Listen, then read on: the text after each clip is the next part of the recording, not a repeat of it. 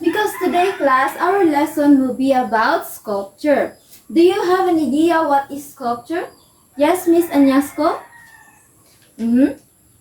Art form that is carved, that's right. Very good. Carving is one of the methods of sculpture. Now, sculpture is defined as a three-dimensional art form that is made to stand out in space. It involves creating materials from wood, metal, clay, and stone. So, class, have you seen a sculpture? Yes? So, do you know that there are types of sculpture? I guess some of you already know. So, I'm going to discuss three of the types of sculpture, which are freestanding sculpture, relief sculpture, and kinetic sculpture.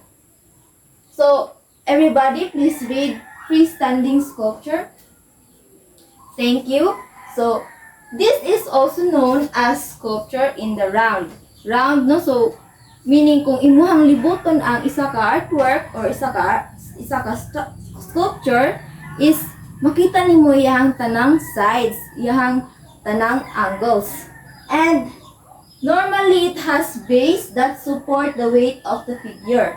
Na it also serves as a platform which makes an artwork to stand. So I have the examples of freestanding sculpture. So this is a three-dimensional art form. It is not attached to a wall or other structure, but it is supported by its own weight. So as you can see, the artworks can stand on its own weight. So, this sculpture is called David. It is a bronze statue from the biblical hero David after fighting Goliath. It is sculpted by Donatello. Si Donatello is an Italian early Renaissance sculptor. Then, we have the sculpture of Lapu-Lapu. So, parehang po siya na ay kanang base para mo barog ang sculpture. And we have this example of freestanding sculpture. So, it is a bird figure and it is made of melted metals. So, questions? No? So, I guess we proceed to the second type of sculpture, which is relief sculpture. Relief sculpture, on the other hand, is a sculpture only partly enclosed by space. It protrudes from a flat surface. So, kung ang freestanding sculpture can stand on its own weight, ang relief sculpture is kanang carved ni siya from a background. So, naay kanang support, naay background nga musuporta sa art form. So, relief sculpture is a sculptural techniques that create the illusion that the sculpted material is raised above a solid background. So, the term relief comes from a Latin verb relevar, which means to raise. So, ang mga example sa iyahang sculpture is this one.